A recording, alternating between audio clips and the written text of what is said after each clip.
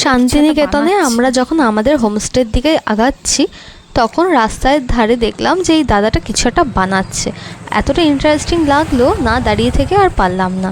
তারপর যখন সামনের দিকে আগাচ্ছি তখন দেখলাম যে কি সুন্দর সিমেন্ট দিয়ে হাতের কাজ করছে, আর এতটাই নিখুঁত কাজ, মানে অসাধারণ লাগছিল। এত সুন্দর কাজটা, ফোন নিয়ে পুরো ভিডিও করতে চলে আসলাম।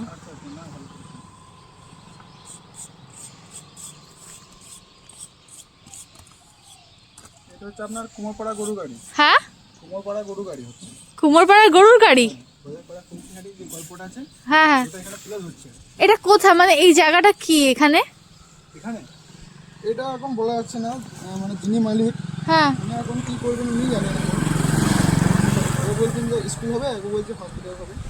একবার স্কুল একবার হসপিটাল, আমি সঠিক বলতে পারছি না, আমি কাজ করতে এসেছি।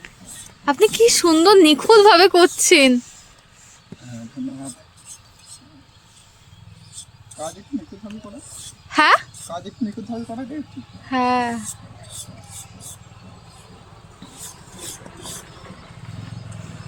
একটু ভিডিও করছি। হ্যাঁ, আর কোনো অসুবিধা নেই তো আপনার?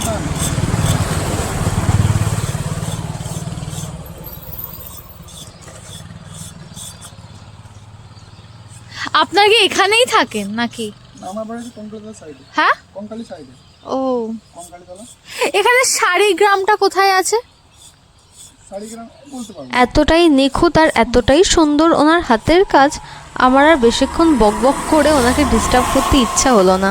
আমি শুধু দু চোখ ভরে ওনার দক্ষতাটাই দেখছি যে কতটা দক্ষ হলেও পরে এতটা নিখুঁতভাবে করতে পারে। গাছের পাতা থেকে শুরু করে ঘরগুলো, মানে জানালা এত সুন্দরভাবে শুধু সিমেন্টের মাধ্যমে ফুটিয়ে উঠছে, মানে আমি ফার্স্ট টাইম দেখেছি। জানি না আগে কেউ কোনোদিন দেখেছো কি না, কিন্তু আমার লাইফে আমি এরকম কাজ ফার্স্ট টাইম নিজের চোখের সামনে দেখলাম।